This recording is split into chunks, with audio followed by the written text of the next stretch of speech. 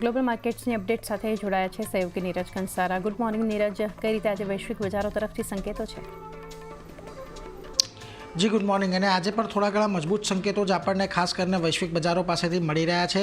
કારણ કે ગઈકાલે અમેરિકાના બજારમાં જુઓ તમને ફરી પાછી એક તેજી તરફેનો કારોબાર જોવા મળ્યો અને ડાવો જોન્સ કે જ્યાં આગળ આપણને એક સારી એવી તેજી આવતી જોવા મળી, પરંતુ ત્યાં પણ જે રેકોર્ડ હાઈ છે એનાથી માત્ર 500 પોઈન્ટ જેટલું જ આપણને દૂર થતું જોવા મળ્યું છે.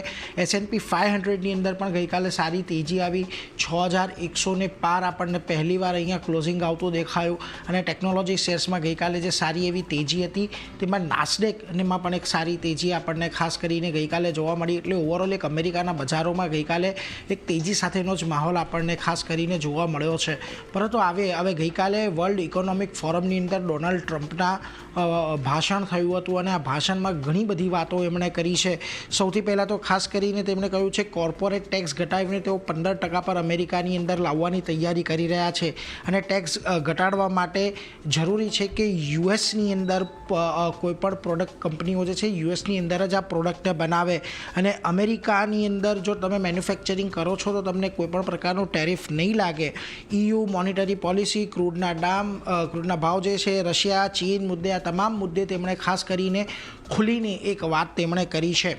મોનિટરી પોલિસી પર તેમણે ખાસ કરીને કહ્યું છે કે અમેરિકન ફેડને કહ્યું છે કે તેમણે કે વ્યાજદરોની અંદર અહીંયાથી કાપ મૂકવામાં આવે અને અર્થવ્યવસ્થા માટે અહીંયાથી વ્યાજદરમાં કાપ મૂકવો ઘણો જરૂરી છે. અને યોગ્ય સમય આવવા પર તેઓ જેરોમ પોવેલ સાથે વાત કરશે અને વ્યાજ દરો પર પોવેલસી વધારે સમજે છે એવું ખાસ કરીને ટ્રમ્પે એમને એ કહેતું જોવા મળ્યા હતા. એટલે અહીંયાથી એક ખાસ એના પર પણ એક ફોકસ રાખવાનો છે.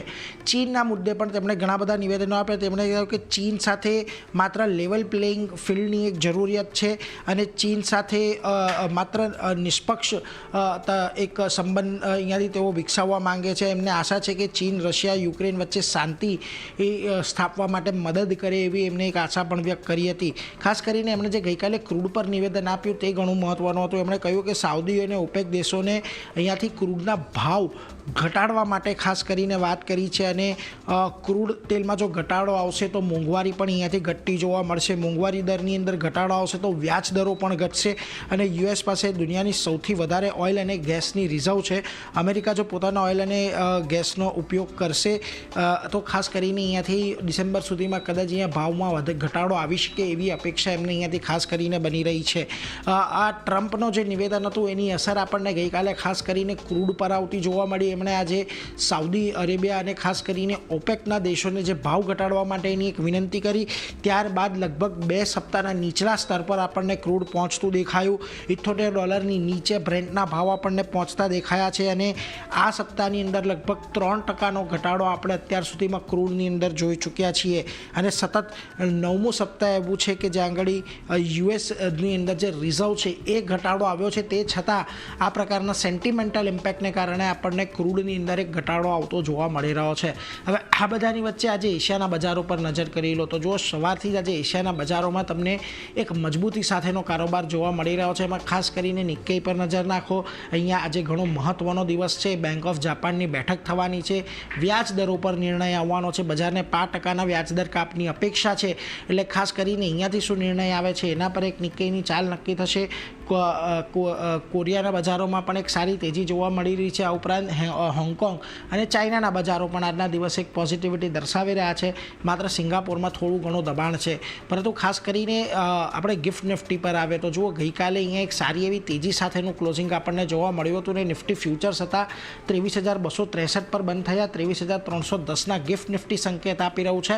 એટલે લગભગ 41 પોઈન્ટના ઉછાળાની એક અપેક્ષા આજના દિવસે બની રહી છે. એટલે કેશ લેવલ પર વાત કરીએ તો આજે પણ આપણને થોડુંક એક રેન્જ બાઉન્ડ કારોબાર જોવા મળી શકે છે. ખાસ કરીને અત્યારના સંકેતોને ધ્યાનમાં રાખીએ તો, પરંતુ જે રેન્જ છેલ્લા ઘણા દિવસથી બની રહી છે એ રેન્જને આપણે ધ્યાનમાં રાખવી પડશે ચારની. જી નીરજ, આભાર આપણો આ સમગ્ર માહિતી માટે. તો એક સેટઅપ વૈશ્વિક બજારો તો આપણને પોઝિટિવ આપી રહ્યું છે, પરંતુ જે રીતે નીરજ જણાવી રહ્યા હતા કે ડોનાલ્ડ ટ્રમ્પ તરફથી જે નિવેદનો આવતા દેખાડી રહ્યા છે એની એક અસર જોઈ તો આપણે સાંભળીએ કે ડોનાલ્ડ ટ્રમ્પે વ્યાજ દરો અને ક્રૂડ પર શું કહ્યું. Saudi Arabia will be investing at least $600 billion in America, but I'll be asking the Crown Prince, who's a fantastic guy, to round it out to around $1 trillion. I think they'll do that because we've been very good to them. And I'm also going to ask Saudi Arabia and OPEC to bring down the cost of oil. You got to bring it down, which frankly, I'm surprised they didn't do before the election. That didn't show a lot of love by them not doing it. I was a little surprised by that. If the price came down, the Russia-Ukraine war would end immediately. Right now, the price is high enough that that war will continue. You got to bring down the oil price. You got to end that war.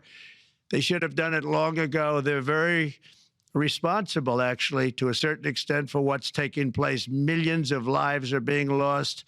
With oil prices going down, I'll demand that interest rates drop immediately, and likewise, they should be dropping all over the world. Interest rates should follow us.